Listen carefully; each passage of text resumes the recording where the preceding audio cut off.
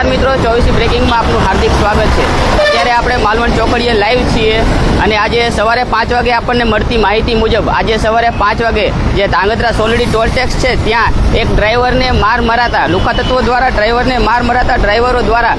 Toll tax બંધ કરવામાં આવ્યો હતો અને તેને ધ્યાનમાં રાખીને અત્યારે 10 વાગ્યાની આજુબાજુનો ટાઈમ થયો છે અને ડ્રાઈવરો કોઈ રીતે માનતા ન હતા અને પોલીસ ત્યાં ગયા પછી પોલીસનો સ્ટાફ 7 વાગે ત્યાં આવી ગયો હતો અને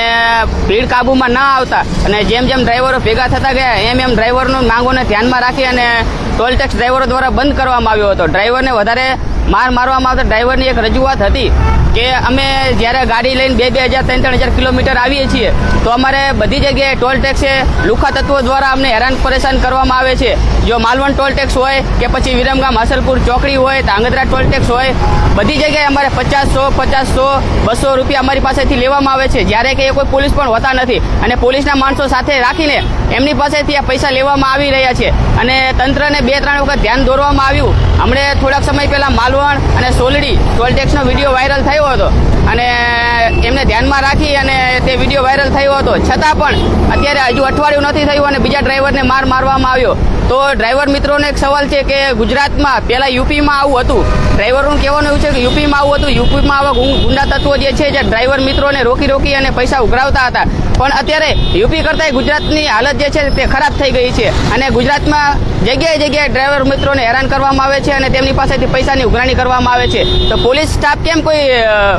એમને પકડવામાં આવતા નથી, કેમ એમના પર કોઈ કાર્યવાહી કરવામાં આવતી નથી, શું પોલીસ પણ એમની સાથે છે? આવા ઘણા બધા સવાલો સાથે એમને રજૂઆત કરી છે મીડિયા સામે અને ધાંગધ્રા ડીવાયએસપી જેડી પુરોહિતે પણ નિવેદન આપ્યું છે કે જે લોકો આમાં સામેલ હશે એ પોલીસ હોય કે પછી કોઈ લુખ્ખા તત્વો હોય તેમની સામે કડકમાં અને કડક કાર્યવાહી કરવામાં આવશે અને ડ્રાઈવર મિત્રોને ધ્યાન દોરવામાં આવ્યું છે કે કોઈ પણ આવી બનાવ બને તો પહેલાં અમને જાણ કરો। પણ આપણું કહેવાનું એવું થાય છે કે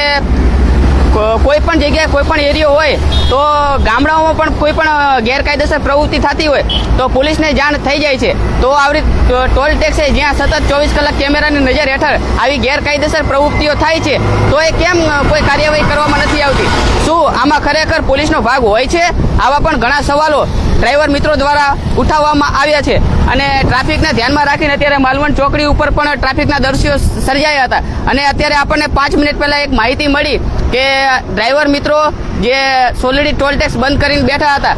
તે હવે એમને કોઈ રીતે સમજતા હતા નહીં એટલે પોલીસે